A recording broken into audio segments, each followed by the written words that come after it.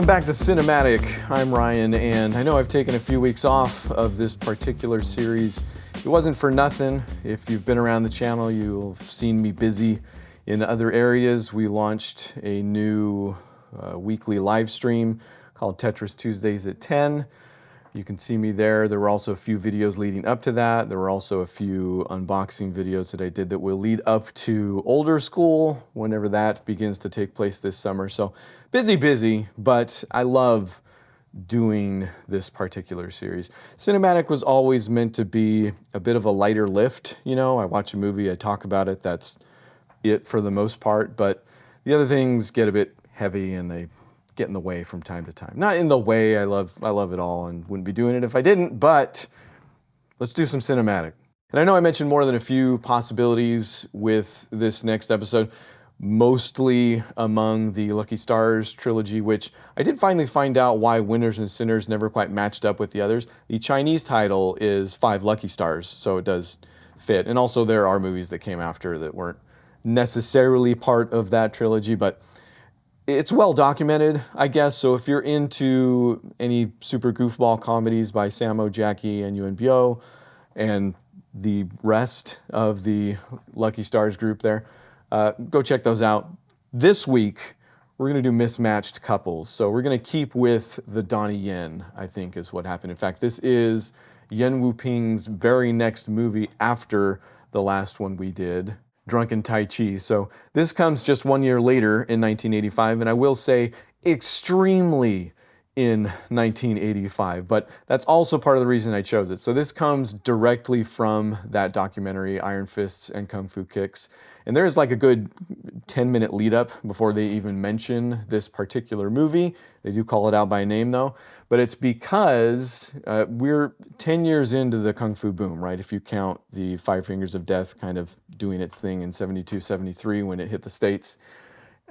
And in that time, basically, the influence has spilled out onto the streets of New York, again, right out the doors of those grindhouses, and now is becoming reabsorbed into the genre itself. So we basically have a movie, and we did a little bit of this with Drunken Tai Chi because Donnie Yen, looking up Danny Yen on IMDb right now, and Danny Yen does not exist. So no out there, but I mention that because if you're thinking this was like a wild hair that somebody got to put these two things together and make this crazy mashup of Kung Fu and B-Boy, it's not. It had been happening on the streets for years already. And the reason I mentioned Donnie Yen specifically is because I don't think anybody's going up to him and being like, hey, will you learn to breakdance so we can make this goofball movie or whatever? I think he's an absolute child of the 80s, right? I think he literally liked and excelled at it himself and loved it. You know, because that's what I'm saying. This doesn't feel like anything that was made to cash in on any ongoing trends, you know, which was another critique I feel that came about with Drunken Tai Chi, and I put the clips of the skateboarding and all that in the opening scene of last episode and all that. It just seems genuine in a way that might look dated. You know, it's hard to see any of this stuff and not think it's an absolute product of its time to the extent that it's lost some value. And I guess I will say that if that's something that doesn't appeal to you, I don't think this movie is going to have a lot to offer necessarily. I came up right at this time, right? Like I wasn't old enough to be out on the streets, and this is in California too, so, but be out on the street with those breakdancers. I was old enough to be the kid that idolized them, right? So there's got to be some of that's coming back at me. I still just see the style in this movie, and again, all the incredible 80isms of it, and it just seems amazing to me. Like there's still a part of me, that kid in here somewhere, that just wants to be it. So if you don't have that going on, I would imagine you'll probably have more issues with this movie than I will, but check this out. It has breakdancing, like I said, but it has it from the moment Donnie Yen wakes up, he's got this whole routine he goes through. And this clip is on YouTube over and over and over, so maybe you've seen it already, but this is all new to me. He goes through this entire choreographed scene to put his clothes on by, again, breakdancing slash kung fu. But shortly after that, he busts out his remote control car, which I know those are obviously still cool. They never stopped being cool. But back in the 80s, you were like the kid if you had one of those. So he busts his out, and it also breakdances, by the way. So check that off your list. And then later on, there's a scene where they're playing tennis. So quintessential 80s sport there. And then a BMX bike shows up, and then they play BMX tennis after that. So we're talking mashup with the capital M here. They are just putting it all together. But again, it's all still in a very inventive and funny and goofy way. I guess I could tell you about the actual movie itself. So Donnie plays a kid named Eddie, lives with his sister Ying, and she's doing her absolute best, but Donnie just wants to dance, I think, is kind of what's going on. He also wants to help out his good friend after a few minutes by the name of Minnie, who knows Kung Fu, it seems, but is an older gentleman. He's also poor, but he also just straight up has bad luck. He's kind of the sad sack here. So he's trying to get him a job. He's trying to get him hooked up with his sister, but he really just kind of slapsticks his way around the entire movie, and is also Yuen Woo-ping himself, literally playing the character. So if you've ever wondered like what exactly his like brand of comedy is, just marvel in his screen presence in this thing. He absolutely knocks it out of the park as far as being an absolute goof goes. So there's also Colorful Punk is the name of another character. I think that's all the name we get for him. I will say the subtitles probably could have used another pass with this. There is an HD version, so at one point this movie did get some love. I don't know if that extended all the way to the subtitles necessarily, but Colorful Punk is, I think, a friend at first of Donnie Yen's character, of Eddie, but turns out to be more of a rival because he's in league with another kid named Kenny, played by Kenny Perez. And who's Kenny Perez? Well, why don't we just go to his website here at aztaichifitness.com/ourfounder, and it'll tell you that Sifu Kenny Perez is a world-renowned martial artist and Tai Chi expert with 52 years of experience. He trained in Beijing, China under top masters and coaches, and is a pioneer who helped bring the Chinese martial art of Wushu to Arizona, which is now where he is. I just love the idea that I could go take classes from Kenny from Mismatched Couples. I will be endlessly amused by that. Like, these guys are almost heroes to me at this point after watching all of these movies, even these like one-off characters that kind of, I think he does have one other movie, and he obviously is very accomplished, and you can continue to read that bio of him. I'm not making fun of any of that at all. I just, again, love the idea that they're still out there kind of doing the good work and available if you need them.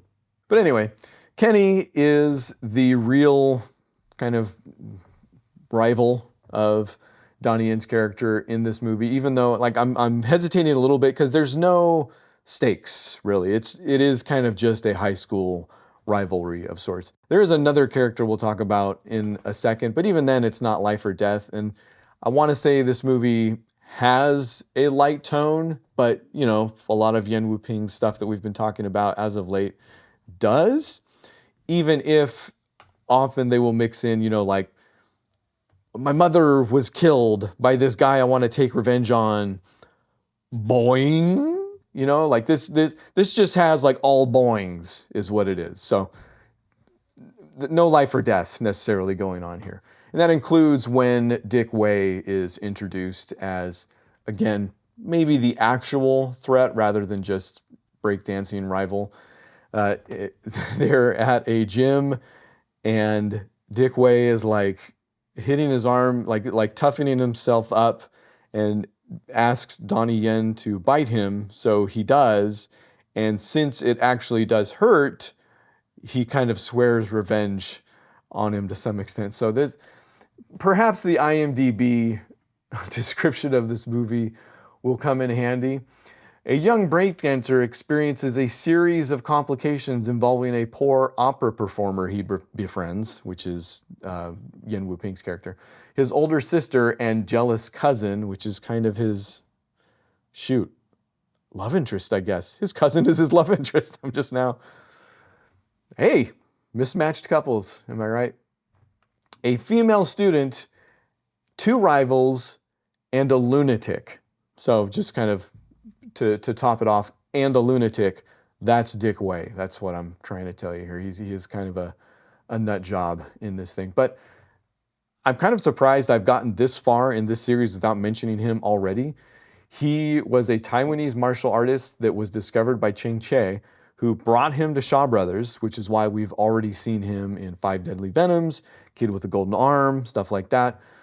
He did make the switch, like a lot of people did, at one point to Golden Harvest with, I don't know if directly with Sammo, but he then took up with a lot of Sammo's productions, which is why we've seen him also in Prodigal Son and Project A, for example. In fact, Project A, he was pretty front and center.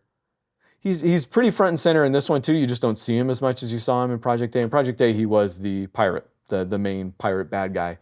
Here, he is also kind of the main bad guy, except he really only has like maybe 3 or 4 scenes. It's not altogether concerned with that buildup in this movie. But he does have more. All those other movies I mentioned, he often just shows up as a thug with no lines. So he does get a little bit more to do in this exact movie. And certainly more than Kenny. Again, that never really graduates beyond a rivalry of sorts. I think it pretty much tops out at a party where they try to film Eddie pooping and it doesn't work out, it backfires on him. So they get mad and have a dance off. And it's all endlessly entertaining. Like the kung fu / breakdancing in this film is top notch. You will find no better kung fu breakdancing than in this movie, I would say, unless maybe you count, like the actual streets of New York around this time that, again, that dialogue was going on. But the dance-off just results in Donnie Yen besting his rival in front of everybody, so he's kind of put away in that regard. But then Dick Wei does show back up to kind of close his loop. He almost kidnaps Stella, which is the cousin love interest, but doesn't, because he's like, oh no, that would be against the law, so I'm not going to do that. So again, they're very careful to make this very playful and again, not all that life-threatening like the other movies we've been watching so far. So he doesn't kidnap the girl, but still is able to coax Donnie Yen's character into meeting him at the gym where he's kind of in front of all of his awards. He is a gym rat, I guess you could say. Dick Wei is, this just buff nut lunatic. So a final fight does ensue. Donnie Yen gets locked in the gym with him. So it's not as frenetic as anything, and it is, strictly speaking, the only kung fu fight in the entire film. The rest is just, choreography. There's a super fun scene where Yuen Woo-ping's character has not been given permission to live with Donnie Yen, so he's kind of hiding him from his sister. And it's this big, like back and forth where they're hiding him behind couches and stuff, and his arm pops out, so he has to pretend that that's his arm, and it's stuff you may have seen in other ways, but again, it's choreographed in this movie, unlike any of the others. So it's all very fun as far as that goes, but it's not kung fu fighting really at all until this fight at the end. And they keep basically with that theme in that you're not going to see any like really long drawn out takes or choreography as far as that goes. It's all just inventive and funny and new and stuff like that. So it's the perfect finale to this type of movie, I will say. And didn't not have a martial arts director, by the way. Brandy Yuen of Yuen Clan, who just was always since he was born, Yuen Woo-ping's brother. So he also had a hand in the martial arts direction of Dreadnought. So it's not like we haven't seen him before either. In fact, I believe he had a bit part in both of those movies too. So it's an incredibly fun one. And again, the draw is going to be the style. If you look at any clip from this movie at all, and it seems over the top or too dated, or man, that's just 80s and I don't know, don't like it for some reason. Your mileage may vary, but if you, like me, just have not only a stomach for it, but an appetite, then you're gonna love Mismatched Couples. So I'd still recommend it. And I will probably say the same thing about the next movie we do, which, if everything goes smoothly, may in fact be Disciples of the 36th Chamber. We're going back to the chamber for what I believe is technically the last of the 36th Chamber movies. I think Lau Kar-Lung didn't have as heavy of a hand, or there was some sort of exploitation of the title going on after the fact, not just talking about grindhouse titles either. But maybe we'll get into that a little bit, especially if it's going to be the last 36th Chamber movie that we talk about for this series. So come back for that. Thanks for hanging out for this. And if you want to see more, go to patreon.com/Ryan_runs_.